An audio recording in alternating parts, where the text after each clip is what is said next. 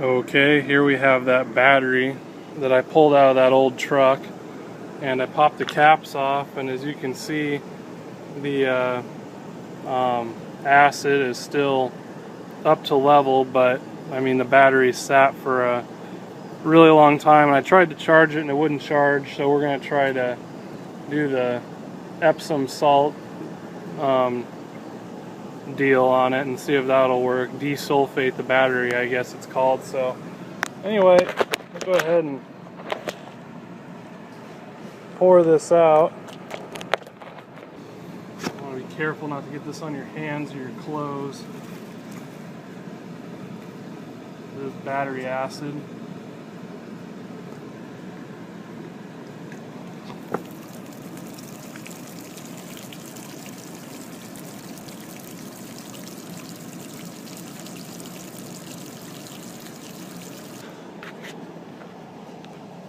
Probably can't see it like I can, but looking in here, there's a fair amount of corrosion built up.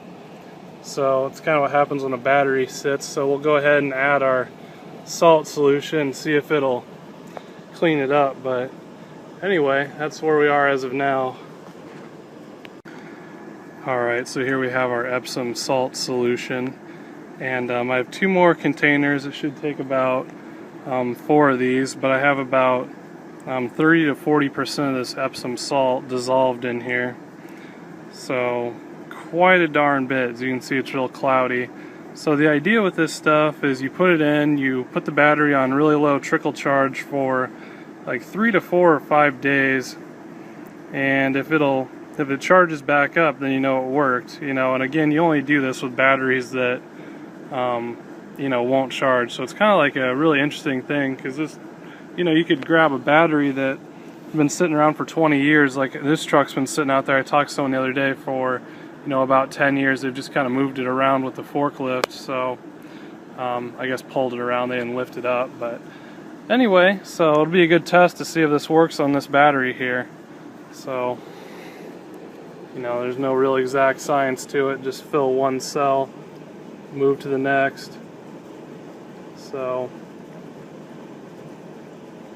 we'll probably add some more of this at some point. I'm just going to fill them all the way up to the top. I feel like that can't hurt anything. So like I said, you're not supposed to leave this stuff in after you do this. That's not the point of it. That's kind of what a lot of people do. I saw online. So after I did my own research, I found that's not quite correct. But anyway, we'll just try and get it charged up. We'll try and light the truck off with this solution, see what happens. So I'm gonna get doing this. We'll slap it on a trickle charge at 2 amp, and we'll just have to see. Alright, so we've had our battery on our charger for a couple of days now.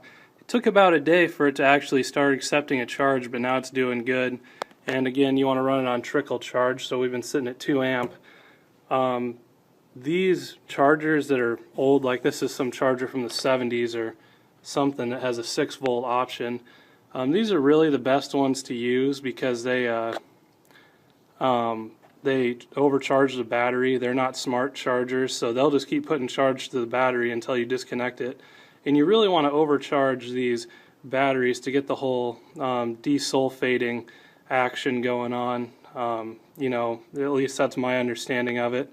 But anyway, it's doing pretty good. Obviously I have the battery outside here so that if anything were to happen, it would blow up, nothing would go wrong. And I left the caps a little popped because it's going to get hot and the water is going to expand, and I can see that some did indeed run out. So anyway, I'm going to hook up our meter here and we're going to see just what it's sitting at. But I've already checked it, so I know we're pretty good. In the beginning, it had like, when I hooked it to the charger, it literally had like, there's no voltage like whatsoever. I couldn't even get a reading. So this is pretty impressive. So anyway, I'm going to get this all hooked up and we'll take a look. Alright, so here we have our battery and it's charging pretty good. We're up to, You can see our voltage there. We're well over 12 volts, so I think today I'm going to try and put it in that old truck out there and then see if the truck itself will crank over. But as far as this goes, I think we brought the battery back well enough to try and use it. So anyway, that's pretty impressive. So I guess if it's the end of the world and you're left on your own for years and years, I guess you can use old batteries this way. So it's pretty impressive. Anyway, we're going to get everything unhooked, unplugged, get these pushed back down. We'll take it out to the truck and see if we can light her off. So anyway, there you have it.